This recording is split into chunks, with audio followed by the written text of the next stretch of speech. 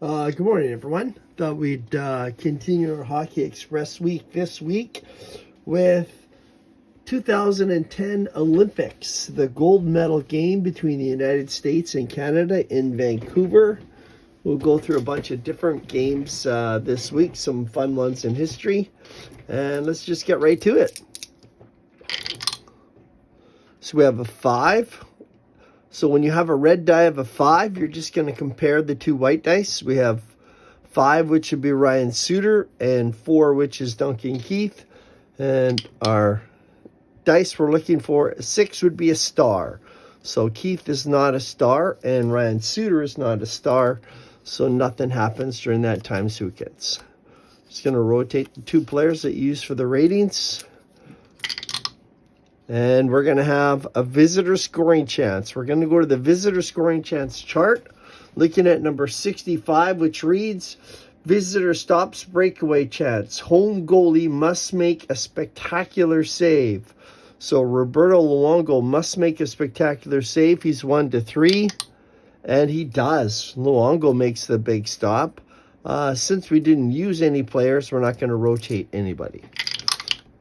Next one, we have a 4. We're going to have a ratings check with player number 3 and player number 2.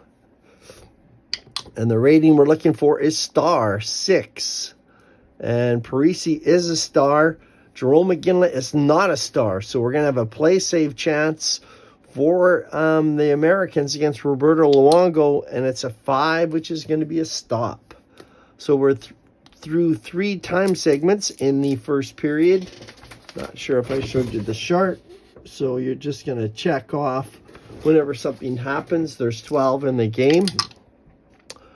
6, 5, 4 is going to be a home scoring chance. Number 54, visitor defense player in 5 stops a goal with a quality roll or a defensive square. So the visitor player in 5 is Eric Johnson, and he has a defensive square.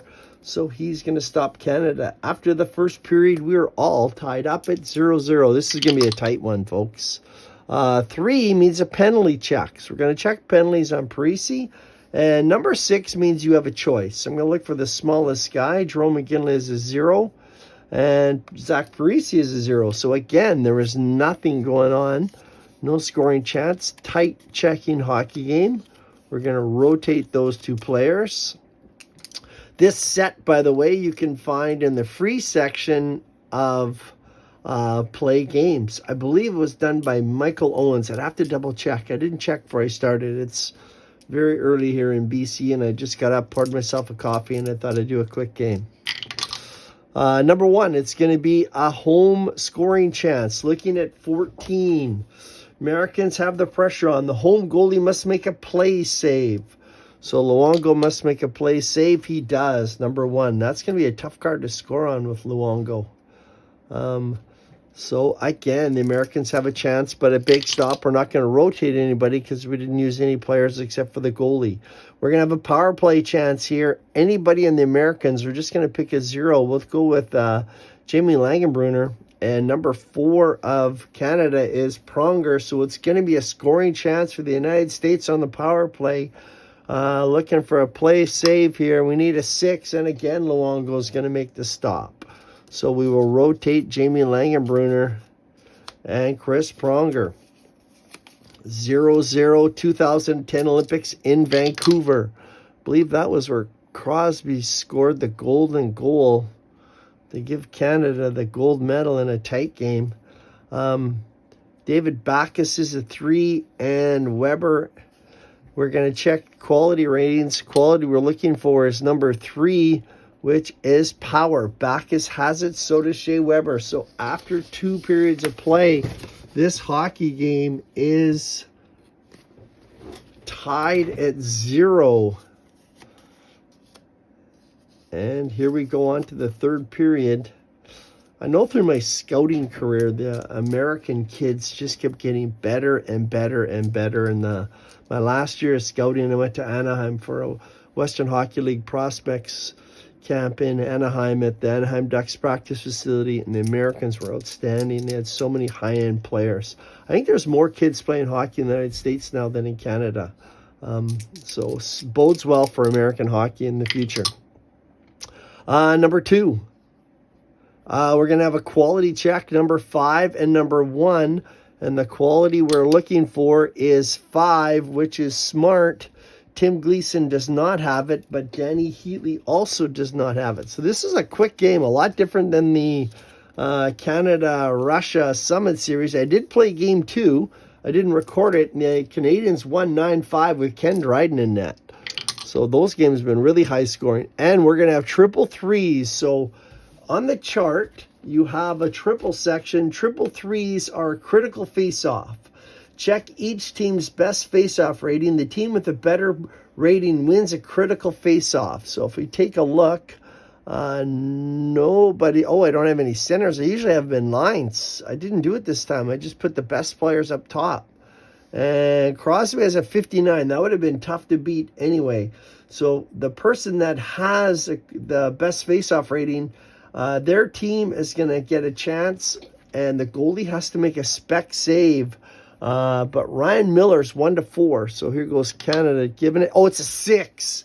Oh, Canada scores on a spec save shot. Oh my gosh. Let's just see who gets this goal. So we're gonna have to rotate the threes because we did have triple threes. Who's gonna score this one? It is gonna be a 6. And that is the player with the best shot rating. And I guess we got to give it to Sidney Crosby. He's a 2. He did score the golden goal. And for assists, now this is not part of the game. It's just something I did. If I roll a 3, there's no assist. 5 or 6, there's 1 assist. I took the numbers from Stone Cold Hockey, and I just reproduced them as a 12 dice roll. A 9 means there's going to be 2 assists. So we're just going to go to the 2 highest players. It is going to be from Eric Stahl and Dan Boyle.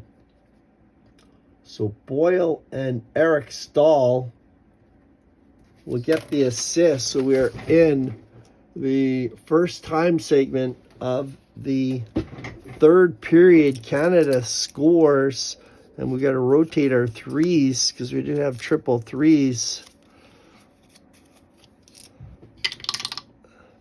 Maybe next time I'll make sure I have the lines out there. I know Keith just says take your top 15 players, put them up, and you choose the best players up top. That's what we did at the play conference in Winnipeg. But if triple threes ever come up, you do want a face-off guy out on the ice. All right, so 2 is going to be quality check between player number 1 and player number 2. And the quality we're looking for is star. Ryan Malone has it. Corey Perry does not. So we need a 6 for the United States on Roberto Luongo to tie this game up. We got a 4. Luongo makes a save, so there's nothing going on there. We got to rotate Ryan Miller and Corey Perry. Goalies play a big part of this game. We have a smart series, as they do in real hockey, to be honest with you. Anybody we want, and a 5. So speed, skill, smart. We probably want Jamie Langerbrunner. He has speed, skill, smart, has all those ratings, and roll for the quality. Number 4 is a hit. Langerbrunner does not. Boyle does not. And we got to rotate these guys as we go into the very last time sequence. 1-0 Canada. 2010 Olympics in Vancouver. Gold medal game. Oh, we have triple ones. Triple ones is an injury to the home player, so we're going to re-roll the red die. So I'll just re-roll this guy. Player number 3, Jonathan Taves, is going to leave this hockey game. So he's going to go out, and we're going to replace him with somebody else. We're just going to put in Patrick Marleau for Canada and remove the injured player and replace him with the reserve. Segment ends and play continues. Now, since this is the last segment of the game, we cannot check it off. When there's an injury, you cannot check off the last segment. So we're going to re-roll the die with Patrick Marleau in there. And we have a 3 possible penalty situation here. Anybody we want for the Americans. Oh, they don't have any zeros out there. We'll give it to David Backus. We want to get him off there on the rotation so we have a little better card coming up. Backus is 0.5. Stahl is 1. So it's a power play chance for the United States at the end of the game here. Roberto Luongo, play save, 1-5. It's a 6. The Americans score. So the U.S. has scored on the last shot of the game. Wow, that's crazy. That's why this game is so much fun. Not that I'm cheering for anybody. I'm Canadian, so but we'll see who's going to score. It is number 11, and that is a player with the second best shot rating. So second best shot rating, Patrick Kane. Oh, Rafalski's first. So it'll be a goal by Patrick Kane.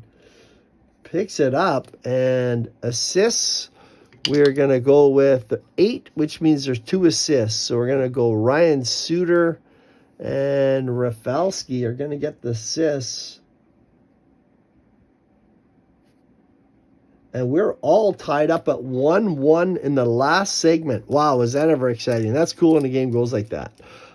Next one. We're going to have a quality check of a 4 and a 3 and a 2. So the quality we're looking for is 5, which is smart. And Backus, Backus does not have it. So I was thinking, am I supposed to rotate him last time? Yeah, I think I was. That's why I chose him, right? So I think I should have rotated Backus. So the trade I'm looking for is 5, which is smart. Parisi does not have it. Richards does not have it either. So we're going into overtime. We'll rotate Parisi and Richards. That's the one thing I find when I play. Sometimes I forget to rotate the players. And right off the bat, in overtime, we're going to have a home scoring chance. Number 36, home player in 3, Patrick Marleau, the guy that just came out because of the injuries, with a quality role or a forechecking star. Now, we took out Taves because of the injury. He has a forechecking star. Marleau does not, so we're going to have to roll for a quality roll. It's going to be a 2, 3, or a 5, and Canada scores. It is a 6. It is no goal here in overtime. So Patrick Marleau does not score it. Canada blows a big chance here in overtime. 2010 Olympics. Oh, we have another 6 coming up. It is a home scoring chance. 15. Goalie must make a shot save. 1-3. Ryan Miller makes a shot save. We roll a 3. Miller makes the save. So this game will continue. Now, we didn't use any cards, so we're just going to keep going.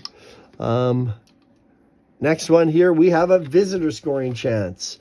Visitor scoring chance number 16. Home goalie must make a shot save. So Luongo must make a shot save. 1-2. It's a 5. The United States is going to score in overtime to win this gold medal game 2-1. Man, this was exciting. We're going to roll for the goal. Number 11 is going to be second best shot rating. So we have Rafalski. Patrick Kane with his second of the evening in overtime puts it in for the Americans. The assists, number 5, which means we're only going to have 1 assist. So the top guy, Langenbrunner and Rafalski. Let's do our decider dice. We're going to use Jack Queen King for Langenbrunner. And it is from Jamie Langenbrunner. And the United States picks up a huge win here. 2-1 in overtime. Here's the score sheet for that. And that is Hockey Blast. So we played a bunch of different games during the week.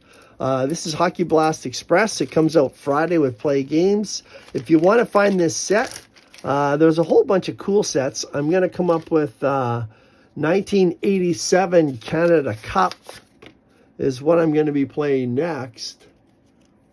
I'm going to use that for a game this week in Hockey Blast Express. Again, I think it was Michael Owens that made these Canada Cup sets. Don't quote me. I'd have to double check that.